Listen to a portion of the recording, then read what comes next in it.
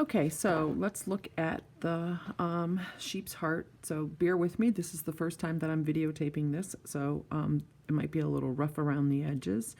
So when you're looking at your sheep's heart, it's a little difficult to figure out which side is right side versus left side, especially with all this adipose tissue on it, and you have this sac, which is called the pericardium. So you can identify the base of the heart would be here, and the apex of the heart would be down here.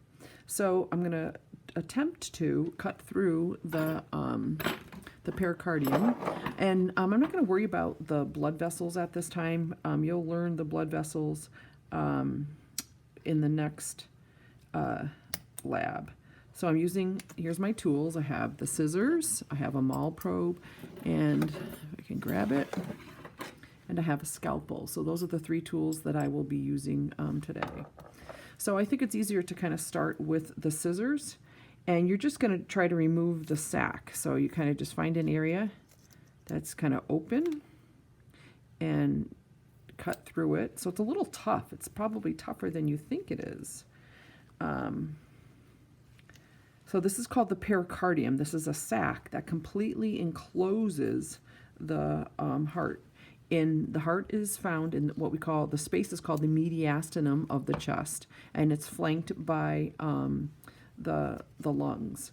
So I'm not going to be too concerned about the blood vessels or anything at this time. I'm just going to try to clip off and remove this pericardium. So the pericardium, which is the sac that I'm trying to remove from the heart specimen, is a serous membrane. So think about what you remember about serous membranes. Serous membranes always have a parietal layer and a visceral layer, and what you find in between is the serous fluid. So, and you know, I would have, of course, let me grab another pair of scissors. These scissors are super dull, so it's really hard to cut through this. Okay, hold on. Let me play with this. So like I said, I'm not too concerned about the blood vessels at this time. I just want to get the pericardium off the heart. And then we can talk a little bit about that. So just give me 2 more seconds to do that.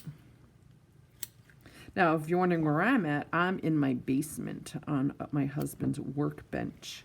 Okay, so I remove the pericardium. So as I said before, this is a serous membrane, and there's different layers. So this is the pericardium itself, and you have the fibrous pericardium and the serous pericardium. So the fibrous pericardium is this rough outer edge, and you can you know that you're in the fibrous pericardium when you see all this adipose tissue that's attached to the outside surface of the fibrous pericardium.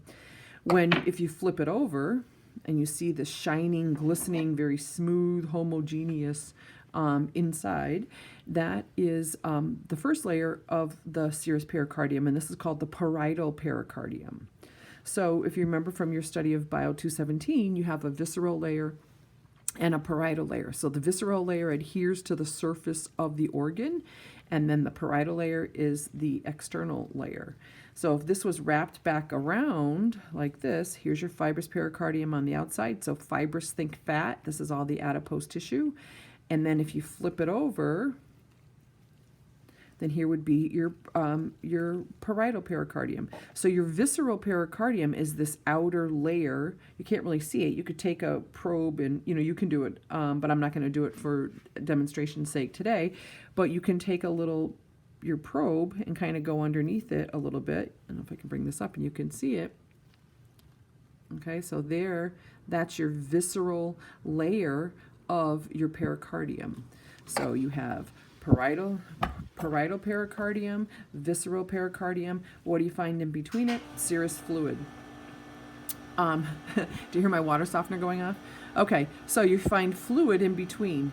When the heart is beating, it's kind of beating within the sac, and it's kind of sliding. That's the purpose of the serous fluid, is to prevent friction and to provide lubrication.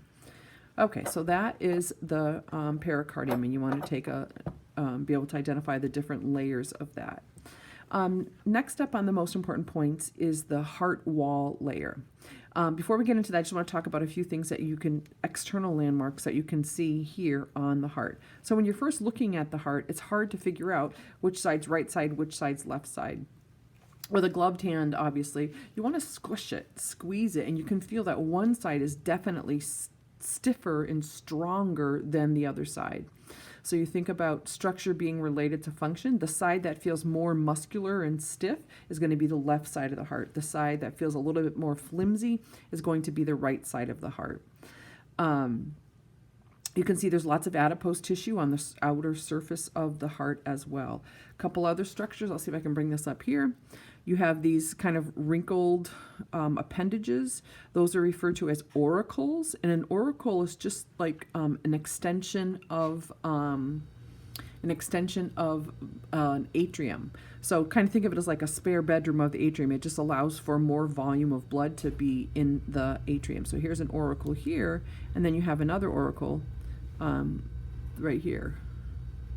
Okay, and then you have different blood vessels. Like I said, I'm not really too concerned about the blood vessels right now. Once we do a cut in the heart, you should be able to identify the blood vessels. It's a little difficult to figure out which ones are which at this time, so don't worry about it. Okay, so here's your base of the heart. Here's your apex of the heart. And we're going to do a cut and see if we can identify the different chambers once we do a frontal section. Okay, so if I'm holding it like this, let me see if I get in the camera, that to me feels like that's the left side, and that feels like it's the right side because the left side is much more muscular. So hopefully this will go the way I want it to, but it's not always easy to determine. So you're just going to take a scalpel and apply a little bit of some force. Whoa, it's shaking. And try to cut it open. Hopefully your scalpels that you received in your kit are sharp, because if it's a dull scalpel, it's really hard sometimes to cut through. So you just want to separate it into two distinct sides, so a front and a back, because we're doing a frontal section. And actually, you know what? I did a pretty good job. Okay, so what you want to think about is, structure being related to function. When you were learning the anatomy of the heart, you learned that the myocardium, or the middle muscular layer, the layer that has cardiac muscle, is much thicker on the left side than it is on the right side.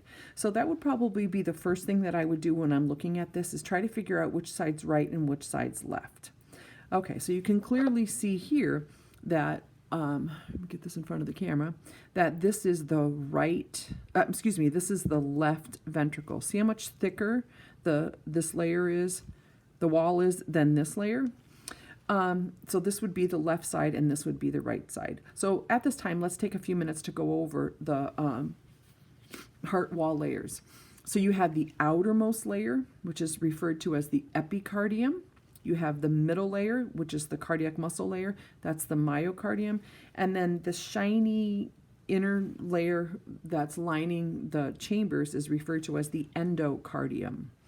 So maybe you said, well, wait a minute, you just said that this was the visceral pericardium. This is the visceral layer of the serous pericardium.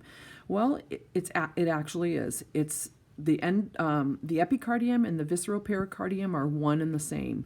The answer, which answer are you going to give, is dependent on the question. So if the question is identify this layer of the heart wall, then the answer would be epicardium. If the question was identify this layer of the serous membrane, then the answer would be visceral pericardium. Okay, so you're still pointing to the same structure. So maybe on the lab practical, you're going to have a tag in it like this, and the question will be identify this layer of the heart wall. Then you would say epicardium. Or maybe it's the same tag, and the question would be identify this layer of the serous membrane, and you would say visceral pericardium. Okay, so that's that. So let's look at some of the structures that we can see here. So now that we've determined that this is the left side of the heart and this is the right side of the heart, because we're looking at the thickness of the myocardium, we can figure out the names of the valves and we can figure out some other structure. So here you go. Here's your atrium way up here. I've kind of cut into the auricle here. You can see the auricle over here on the on the left side. This is your interventricular septum. So here's your right ventricle. Here's your left ventricle. Interventricular septum, separating the two. It's hard to figure out the interatrial septum, but if I put my thumbs in like this, and try to touch them, I'm touching the interatrial septum. Excuse me. Okay, so this is your right atrium here, and then this would be your left atrium here.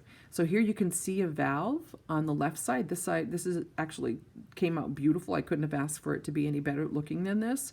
You can see you have those strings, which are called, let me bring it in front of the camera, which are called chordae tendineae. You really want to put your finger underneath it and kind of pull, because they're so strong. They're so much stronger than you think they are. You really have to use some force, and it's still difficult to rip them.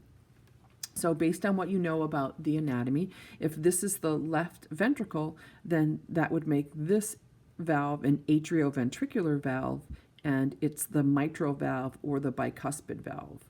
And then you could look over on this side and you say, okay, so if this is the right ventricle over here, then this valve here that I'm showing is going to be the tricuspid valve, and because that's what's found on the right side. Okay, so is there anything else that you can see with this? I think that's about it. I mean, you could look at some of the blood vessels at this point. You can put a probe into one of the blood vessels and see where it goes. So if you put the probe here, see where this is gonna, if I can get it in there, hold on. Okay, so this, hold on, let's try this. So right here, you can see here that this, sorry, let me get it in front of the camera, that this blood vessel here is bringing it into the right atrium. So this would be the superior vena cava. Where is the aorta? Let's see if we can see it. And the way it's cut, you may not be able to. Let me look on the side, see if I can find it. Yeah, so right here, if you can see, I have, so if you're looking at this side, or this section, so you see there's two different ones. This is the one I was using earlier. This is the one I'm looking at now. This is the left side, and this is the right side, because you look at the thickness of the ventricle. So here's your bicuspid or mitral valve. You can see papillary muscles here. There's your chordae tendineae. Here's your interventricular septum. And if I put my probe into this blood vessel that's associated with that left ventricle, then that is your aorta. So there's your major artery. Now you can see there's another blood vessel that's coming like this. See it here? I'm going to put the probe in and see where that's bringing it to. So that's cool, because that's going into, if I can get it to go in, that's going into, you can't really see it, but that's going into the right ventricle. So then that would be the pulmonary trunk. Okay, so that's pretty cool. And that's basically, I think, all you're going to be able to see with the sheep's heart. Let me think. Is there anything else that I'd like you to look at? Well, that's about it. Okay, happy dissecting.